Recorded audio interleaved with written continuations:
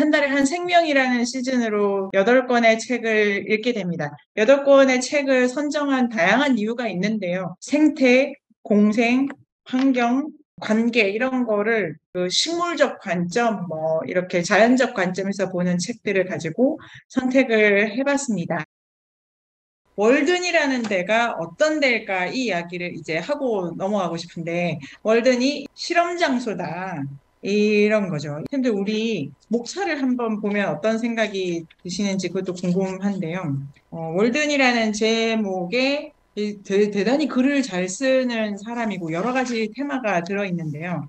뭐 일단 가장 중요한 거는 모든 저자, 글을 쓰는 모든 사람들 아니면 뭐 우리 각자에게 자기식의 그 정의가 있는데 이 소박하고 뭐 그다음에 뭐 포기라는 게 이 사람한테 어떤 방식으로 정의되느냐. 그래서 이 책을 읽을 때 저는 정의의 묶음 같은 거 찾아내는 그런 거 좋아하는데 포기의 동의어를 찾는 거죠. 동의어.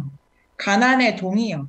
실험을 뭘 하는 거냐 이 내용을 찾아내야 되지 않습니까? 그 이제 그 구체적인 내용 같은 거를 이제 가져가 보고 싶은데요. 월든이라는 제목에 보면은 챕터로 이렇게 나눠져 있습니다. 우리가 이제 함께 읽을 이 책들이 모든 책이 그렇겠지만 구성 같은 게 이제 또 재밌는 부분이 있다고 생각해요. 구성이. 이거는 이분이 강화도 조약 전에 일어난 일이에요. 지금 이렇게 일본이 메이지 유신도 단행 안 해가지고 거기 지금 무사들이 칼 차고 다니던 시대. 그래서 1800 요 중반 무렵이니까 조금 있으면 이제 뭐 그러니까 미국이라는 데가 그 유럽 식민지여가지고 거의 뭐 볼 거 없고 문학가도 에드가 알렌 포 이제 조금 있으면 출연해서 막 유럽 사람들 막 놀래고 이런 무렵인데 이 작품을 쓴 거죠. 1장이 숲생활의 경제학 이렇게 들어가더라고요. 전 이게 이제 아주 인상적이었고 중간에 돈 자기 얼마 썼다 막 나오지 않습니까? 저는 그런 감각 같은 것이 이 그 소로의 경제관념, 그러니까 경제감각이라는 게 아주 재미가 있더라고요. 숲에 들어간 사람에게 경제관념이라는 게 뭐 쉬러 가고 놀러 가고 이런 단위가 아니지 않습니까? 이 경제감각이라는 거는 자본주의 사회에서 화폐 가치로 자기가 이제 자기가 뭐 이 벌고 쓰고 하는 거 따져보는 거잖아요. 그러니까 소로가 이런 걸 보면은 도망을 갔나? 아니면 도시적인 삶이랑 이런 삶이 다르다고 말하는 건가? 이런 부분에서 저는 아까 선생님들도 많은 토론을 하셨던 것 같습니다. 우리는 지금 숲에 갈 수 없는데 이런 질문에 대해서 서로 이제 나름대로 답이 있는 거죠. 숲이냐 어디냐 산이냐 평지냐 이런 문제라기보다는 이제 어떤 방식의 삶의 태도라는 거를 견지해 나가는 문제다. 경제학에서 시작한다는 것도 저는 인상적이었습니다. 그렇게 생각하면 만약에 고등학교 입시 시험을 준비한다면 제가 여기서 과제를 낼 것은 월든의 의미를 써보시오 이런 과제인데요.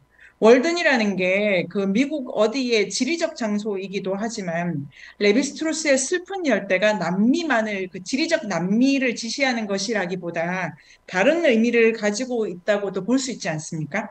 그러니까 이 월든이라는 게 이분한테는 나 거기 살았어 이런 거라기보다는 좀 더 큰 범위를 가진다고 생각을 해보면 나는 숲에 갈 수 없는데 난 지금 그 신석기인이 될 수 없는데 이런 질문에 대해서 이런 데에서부터 이제 풀어나갈 수 있지 않을까 생각도 해봅니다. 경제학적 관점에서 월든을 생각한다. 페이지 수 보시면은 1장이 어마무시하게 길지 않습니까? 대부분 장이 긴데 1장이 가장 길다는 게 저는 여기다 의미를 부여하고 싶어요. 그리고 이제 2장이 나는 어디서 살았습니다. 이래서 경제학이라고 하든지 내가 있는 존재 자체를 되게 정치 경제적 맥락에서 이제 보면서 내가 숲으로 간 맥락을 짚고 있기도 하면서 삶, 독서, 소리, 고독, 방문객 이런데 전체는 사계를 다루고 있고 맺은말 앞이 봄에서 끝나는 거죠. 그래서 출입한다는 부분 자체가 이제 여기는 이제 시작할 때 계절 이런 거 이제 잘 느끼기가 어려운 방식으로 설명이 좀 되어 있지만 나올 때는 봄 이런 게 강조돼 있고 겨울은 뭐 제목만 보면 동물 호수 두 챕터 쓰여져 있고 제목만 쭉 보시면 월든이 호수 이름이지 않습니까? 그 호수 얘기가 많이 나올 것 같은데 호수 9번 그 다음에 16번. 그러니까 이 사람이 월든이라는 단어로 설명하고 싶은 것은 무엇이었을까? 왜 제목이 월든이었을까? 이런 과제를 저도 풀어보고 싶고 선생님들한테도 한번 내어보고 싶은데요. 에세이를 향해서 만약에 달려가신다면 여기서 시작을 하셔도 전 아주 좋지 않을까. 전체가 사계절로 이루어져 있고 봄, 여름, 가을, 겨울을 통과하면서 숲으로 들어가서 이 사람이 가장 먼저 하는 것이 집을 짓고 그다음에 이제 자기 자리 보고 그다음에 이제 한번 숲도 묘사하다가 그 문제의 콩밭 장면 여기 좋으셨죠? 콩밭. 혹시 콩밭 진짜 좋았는데 콩밭에 다른 것보다 콩밭을 설명할 때 나는 콩들에게서 무엇을 배울 것이며 콩들은 나에게서 무엇을 배울 것인가 이런 말 있지 않습니까? 월든을 제목으로 한다는 것이 갖는 의미 이런 것도 있지만 이 소로우의 자연관, 인간관 같은 것이 되게 이렇게 동등함 이런 게 아주 많이 강조되어 있기도 하고 예를 들면 뭐 자선이라든지 아니면 이 사람 이제 되게 그 인간과 거리를 되게 많이 주려고 하지만 그렇다고 그 외롭게 있는 건 아니지 않습니까? 그 숲에서 사람을 만날 때나 동물을 만날 때 취하는 한결같은 태도 이런 걸 보면 글에 많이 있었던 질문이기도 해서요. 난 도시에 사는데 이런 거로부터 또 만약에 저 같으면 밥솥가 아니면 뭐 실내화와 그러니까 아니면 뭐 화분가 지금 이게 내가 내 주변의 사물이나 동식물을 어떻게 바라보느냐의 차원의 문제가 있을 것 같고 그다음에 그게 제목이 왜 월든이어야 되냐 여기도 있고 근데 월든이라는 거를 사계절의 변화 속에서 설명하고 이런 게 다 걸려가면서 마지막 그 봄장이 대단하지 않습니까? 봄장을 가면 나는 세계와 나를 창조한 그 위대한 예술가의 작업실에 있는 것 같다. 월든이라고 하는 거는 세계와 나를 창조한 그 예술가의 작업실이다. 그 작업실에는 콩, 쥐, 벌레, 해충, 새, 바람, 얼음 뭐 이런 게 다 있는 그 예술가의 작업실에 있는 것 같다. 그 예술가가 작업을 아직도 계속하고 있고 장난도 치고 디자인도 뿌리고 난 그런 기분이 든다. 그러니까 월든이라는 데에 봄에 그런 의미가 든다. 그러니까 봄이 뭔가 이렇게 솟아오를 건데 작업이 진행 중인 곳이다. 새의 깃털과 날개는 한층 더 마르고 옅다. 그 다음에 땅속에 있는 퉁퉁한 유충은 그래서 공중을 훨훨 나는 나비로 변신한다. 지구 자체도 끊임없이 초월하고 변화시켜 궤도를 난다. 얼음도 시작한다. 얼음이 뭐 나무 전체가 하나의 잎이다. 이 마지막 부분이 되게 이렇게 개체라기보다 이렇게 관계를 변화 속에서 계속 이렇게 주시하는 시선이 쫙 펼쳐지면서 해가 지면 모래도 흐름을 멈춘다. 그런데 아침이 되면 흐름은 다시 시작되고 갈라지고 또 갈라져 수많은 흐름으로 나눈다. 혈관의 형성 과정, 자기 신체에서 일어나는 작용, 호수에서 벌어지는 사계, 우주의 흐름, 지구. 이게 이제 같은 차원에서 벌어지는 일이라는 게 마지막 봄이라는 상징적인 키워드로 설명되는 것이 월든 이렇게 되면 이 안에서 이제 이 월든이라는 것이 전체 어떤 세계관 자체를 표상하는 말이기도 한데요. 단지 미국 어디다 이게 아니다라는 거를 우리가 계속 생각한다면 어떻게 될까 해서 이 부분으로 가보겠습니다. 나는 어디서 살았으면 무엇을 위해서 살았는가 이 장에 내가 숲속으로 들어간 것은 인생을 의도적으로 살아보기 위해서였다. 인생의 본질적인 사실들만 직면해 보려던 것이었다. 자, 그러면 월든이라는 게 그 이제 우주 전체 뭐 어떤 자연의 흐름, 생성, 그 다음에 예술가의 작업실인데 내가 특별히 인위적으로 선택한 데다 이렇게 되지 않습니까? 그 월든이라는 거는 생에 대한 어떤 그 근원적 지반이지만 나는 특정한 장소를 선택해서 또 월든으로 지시하고 있다는 것도 알 수 있고 근데 그 월든이 어떤 걸 가능하게 해주냐면은 인생이 가르치는 바를 내가 배울 수 있게끔 하는 장소다 이렇게 되어 있는 거죠. 그러니까 월드는 지구상 어떤 데도 다 생의 흐름 속에서 다 펼쳐질 텐데 나는 배우기 위해서 월든에 들어가야 됐다. 배우려는데 왜 거기여야 되냐? 왜 그게 근원적으로 그래야 되냐라고 했을 때 이제 이 책의 부분이 떠오르는데요. 첫 번째가 이 사람이 집을 자기 스스로 짓지 않습니까? 그 다음에 김을 자기가 메고 그러니까 이게 이제 중간에 책에도 나오지만 손으로 하는 노동인 거죠. 손으로 하는 노동. 이 책을 읽고 우리가 도달해야 될 때는 그전에도 알고 있었던 되면 안 되지 않습니까? 딴 책과는 비교 불가능한 지점에 있어야 되는 거죠. 그러니까 그런 점을 염두에 두고 책을 계속 읽지 않으면 특히 생명과 관련된 이 전체 8권은 같은 얘기 반복, 같은 얘기 반복, 같은 얘기 반복이 될 가능성이 매우 높습니다. 공생, 같이 사는 건 좋은 거니까요. 근데 해야 될 거는 그런 작업이 아니라 이 책이 고유하게 바라보고 있는 어떤 시선 같은 것을 포착해내야 되는 점이 있다고 생각해서 이제 월든을 정의해보자 이런 생각을 제가 하게 된 건데요. 유지쌤의 글에 제가 이제 아주 인상적인 건 이런 질문하면 결국 뭐래 먹고 살아야 된다는 고민으로 튀어버린다. 그러니까 우리한테는 그러니까 월소로 말고 지금 우리한테는 엄격한 이분법이 있는데 생계와 자율이 이분화되어 있다든지 숲과 도시가 이분화되어 있다든지 예술적 창조와 재산의 증식은 딴 문제라든지 그러니까 이런 이분법 자체가 작동한다는 것도 이제 염두에 둔다면 뭘 먹고 살아야 되냐 이 질문을 소로한테 던지면 내가 대답했잖아. 뭘 먹고 사는지. 나 그 새 잡고 콩 농사했는데 너 내가 내 책 뭐 읽은 거야? 라고 대답하지 않았을까요? 뭘 먹고 살아야 된다는 이 질문은 매우 중요한 질문이고 소로는 어떤 방식으로 거기 답했다고 생각합니다. 뭘 먹고 살아야 되는지 당신 알지 않아? 이 질문 자체가 되게 추상적인 방식으로 지금 생각이 전개된다는 것도 소로를 읽으면서 생각할 수 있고 한 번 더 질문을 그 소로한테 던져보면 집을 자기 손으로 짓는다. 그 다음에 내가 먹을 것을 마련한다. 못 만든 거는 또 콩농사 지어서 막 팔기도 하지 않습니까? 내 삶을 꾸려간다라는 거. 그게 손으로 하는 노동이다라는 게 아주 중요했기 때문에 그 손으로 해야지만 나는 배울 수 있다. 이런 게 있는 것 같고요.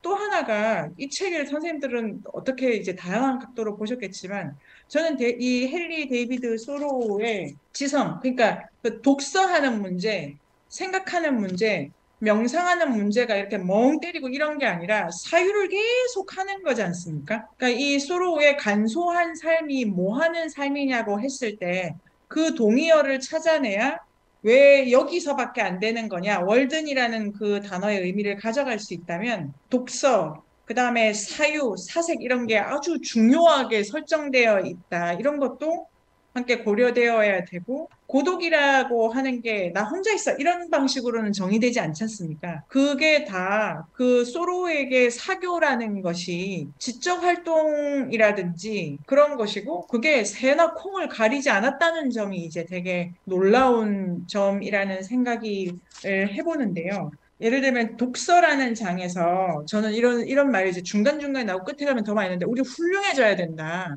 그러니까 저한테는 이 책이 월든이라는 거는 배울 수 있는 곳이기 때문에 본질적인 걸.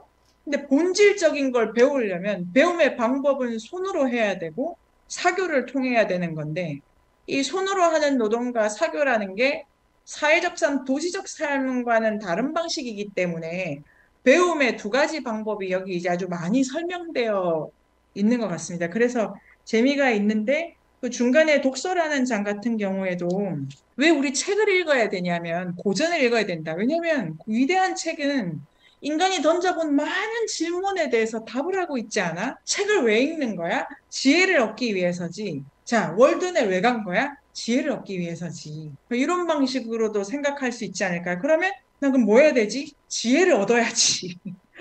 사람이 그 중간에 그런 거 나오잖아요. 아마 사람들은 직업을 구하려면 당연히 연구자를 생각할 거라고. 인간은 연구를 자기 생업으로 삼을 수밖에 없어. 인간이란 존재의 근원적, 그러니까 그리고 자연 전체는 이해해 가야 돼, 알아가야 돼, 지혜로워져야 돼. 숲속에서 모든 사교는 지혜를 열어가는 것이어야 되고, 그러니까 이상한 사람들 막 오지 않습니까? 근데 저는 그게 되게 많이 걸려요. 중간에 그 사람의 지성을 계속 언급한다는 게. 물론 또 얘 찾아봤어요. 대학을 나온 거야? 세상에 하버드를 나오신 거야. 뭐야, 너 하버드 나온 거야? 이런 생각을 했는데 지성이라는 거는 생각하는 능력이고 그런 의미에서 샌들 이제 책을 읽으시면서 이런 작업 우리 해보면 너무 좋을 것 같은데요. 이 책의 가장 빛나는 대목은 어디인가? 예를 들면은 월든이라는 이 주제 과제에 답하기 위해서 단 한 장면으로 돌아간다면 여기다 이런 게 이제 그럼 이제 한편의 에세이가 되는 거죠. 월든이라는 책은 바로 이 장면에서 다 응축되어 있는데 저한텐 그게 어디냐면요. 숲의 소리들 장에 첫 번째 여름에는 책을 읽지 못했다. 아, 시작을 이렇게 해가지고, 아, 정말 책을 너무 좋아하시는구나. 지적인 작업이 아주 중요하다는 것이고, 그러니까 월든이라는 그 단어의 의미 안에는 지혜와 지성에 대한 갈망이 충족되는 곳, 그러니까 그리고 중간에 많이 나와요. 왜 대학을 안 만드냐? 훌륭한 사람 만나서 한번 배우는 거 왜 안 하냐? 그 다음에 단과대학 우리도 만들자 이런 말도 있지 않습니까? 그럼 마지막에 배움, 성숙, 창조. 그런데 자, 첫 번째 여름에 책을 못 읽었다. 콩밭을 가꾸어야 했던 것이다. 같은 일이에요. 지성의 작업은. 그러나 가끔은 일하는 것보다 더 나은 방법으로 시간을 보낸다. 뭐 더 좋은가 봐요. 꽃처럼 활짝 핀 어느 순간의 아름다움을 육체적이든 정신적이든 일을 하느라 희생할 수는 없는 때들이 있다. 나는 내 인생의 넓은 여백이 있기를 원한다. 여름날 아침에 간혹 뭐 멱을 가은 다음 잘 드는 문지방에 앉아서 해뜰녘부터 한낮까지 한없이 공상에 잠기곤 했다. 나의 주위에 소나무, 호두나무, 온나무가 자라고 있으며 누구도 방해하지 않는 고독과 정적이 사방에 비쳐. 지금 이게 지혜와 지성의 활동인 거죠, 활동. 주방에 앉아가지고 선생님들 우리 그 밥하시고 우리 막 그 새끼 먹이고 막 주방에서 또 그런 거 할 때 하고 시간이 남아서 책을 본다. 이런 작업이라기보다 아름다움을 차별 없이 보는 것인데요. 그러니까 내 옆에 소나무가 있다. 내 옆에 뭐가 있다. 이런 거를 다 인식하면서 이 군데군데의 일, 습관에 매몰되지 않으려고 하는 어떠한 노력 같은 것이 계속 살아있다면 이 책의 월든이라는 데는 그러한 현장이기만 하면 되니까 그 내 시선이 머무는 데를 내 문장으로 거머쥐려는 노력 이런 것이 그러니까 그 제가 드리고 싶은 말씀은 도대체 지적인 작업이 뭘까? 지성이 뭘까? 월든에서 하는 일이 도대체 무엇이어야 되나? 이런 여러 가지 이제 생각이 해보게 됩니다. 마지막 가기 전에 보다 높은 법칙들 이런 장 같은 거 있는 거 있지 않습니까?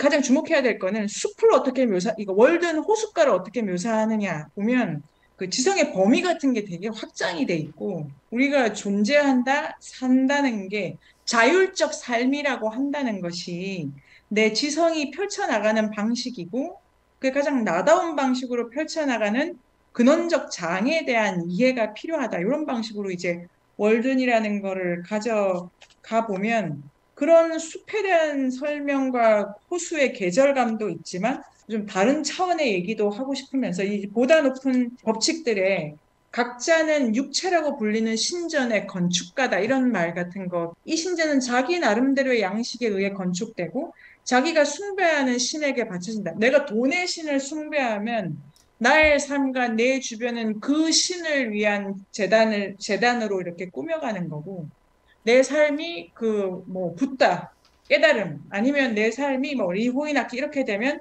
내가 모시는 아니면 내가 모시는 어떤 관념과 태도를 향해서 내 집이, 내 존재가 그렇게 건축된다는 말이 있지 않습니까? 그러니까 이런 것도 깊이 음미를 해보면은 여기는 숲이 아니야.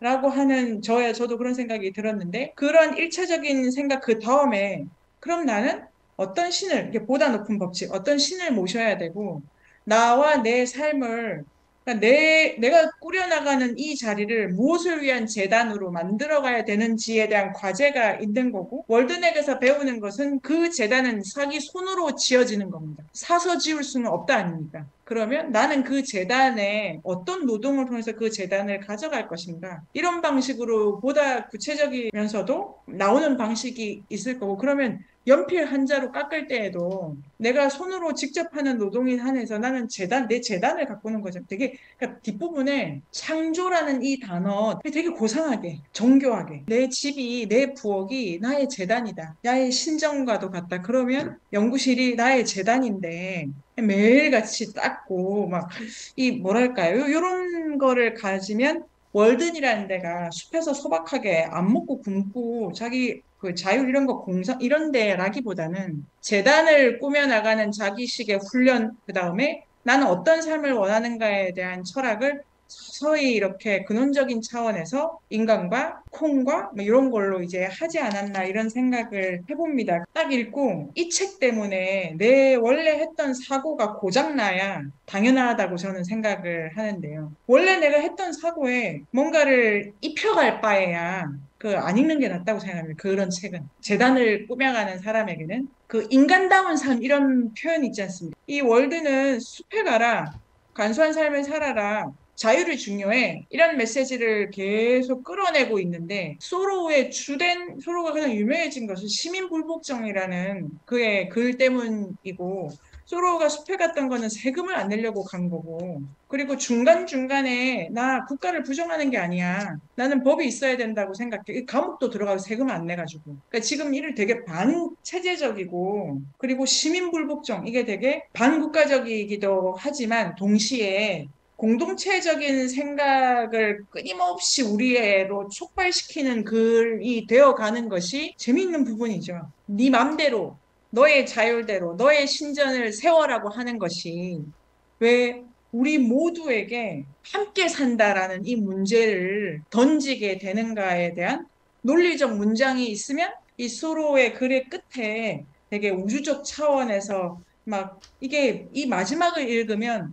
혼자 잘 살아라가 절대 아니니까요. 왜 이렇게 봄, 생명, 움츠렸던 모든 것이 손을 맞잡고 뭘 하려는 듯이 튀어나오는 그 에너지에 대해서 그것이 월든 같음이다. 함께함, 촉발함, 생명력 이런 식으로 이제 나오는 부분이 이제 연결이 되면은 좋겠다 이런 생각을 그런 시선에 보다 좀 더 넓게 생각을 하기를 이제 촉구하는 책이 아니라 어떤 이분법이 우리한테 작동을 하는 것을 이제 넘어가기 위해서 이 사람은 많은 걸 지금 누리고 있는데 뭐 이런 거 그러면 이제 내 자리에서 내가 누리는 많은 것들을 가지고 이제 누린다가 아니라 그걸 가지고 내가 깨달아야 될 지혜 내가 꾸려가야 될 삶에 대해서 그러니까 월든이라는 단어는 아주 뭔가 저는 그 삶의 양식이라는 생각을 해보게 되면 내 삶의 양식을 만들어낼 수 있냐? 내가 어떤 성품을 가지고 있고 내가 어떤 삶을 내가 만들어가고 그 재단 문제라고 생각하는데 월드는 하나의 양식적 개념 아닐까? 뭐 이런 생각도 해보게 되고요. 관계를 맺는 능력이 매우 뛰어난 거고 그의 지성이 그걸 표현하는데 되게 능숙한 거죠. 비유를 잘 쓴다는 게 이 글의 가장 큰 장점, 그러니까 문체적으로 장점이라고 생각하는데 그게 관계 맺음 능력 아닐까요? 봄이라는 장에 이런 말도 있지 않습니까? 인간이라는 게 뭐야? 인간이 결국 높고 어는 진흙덩어리 아니야? 되게 존재론적으로 돌, 인간, 진흙, 새, 콩 같다. 그런 거를 자유롭게 그게 어떻게 함께 해야 되는가를 보는 것이 이 사람에게는 가장 나다운 삶의 조합 방식. 이 책에 인간을 어떻게 정의하느냐, 자연을 어떻게 정의하느냐, 바라보고 있느냐 이런 거를 선생님들께서 이제 쭉 갈무리 해주시면 더 읽어가면 읽어갈수록 명령문이 아니라는 거를 이제 더 가져갈 수도 있을 거. 방문객들 중에 한 사람이 있는데 이 사람 거의 배운 게 없어. 그런데 이 사람은 자기의 입장에서 화폐 제도의 기원 같은 거를 말할 수 있는 사람 그 기억나시죠? 그 사람 설명하면서 이 나무꾼은 인생의 최하층에도 천재적인 인물들이 존재하지 모른다는 걸 암시한다. 이 사람들은 비록 평생 비천하고 무식한 상태를 벗어나지 못, 그러니까 소위 말하는 지식이 없더라 그래도 항상 독창적인 관점에서 사물을 보며 그러지 않으면 차라리 전혀 견해가 없는 것처럼 생각한다. 그 나무꾼의 호수가 비유되면서 그리고 그들의 생각은 비록 어두컴컴하고 흙탕물 같을 망정 바닥을 알 수 없는 깊이를 가져다. 월든 호수가 맑다 이런 것도 있지만 바닥을 알 수 없다 이것도 있고 마시다도 있고 그러니까 하나의 단어를 이렇게 증폭시켜가지고 할 수 있는데 월든을 비유하는 많은 것이 있죠. 그 얼음도 너무 예쁘게 제목이 그러니까 월드는 진짜 고유명이 됐지 않습니까? 고유명. 제 책에는 지도가 있는데 호수가 되게 많은 되더라고요. 근데 얘 안 되고 얘만 된다지 않습니까? 이 투명함과 이 알 수 없음과 이런 거를 종합적으로 생각을 월든이 의미하는 바를 늦지 않게 꼭 이렇게 이제 마무리를 해보시면 다음 책이 침묵의 봄이죠.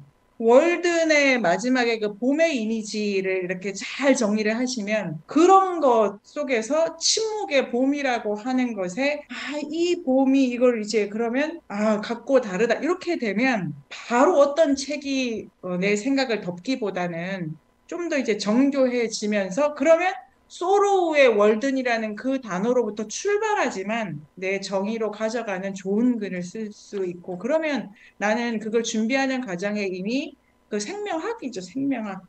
월든학이기도 하고.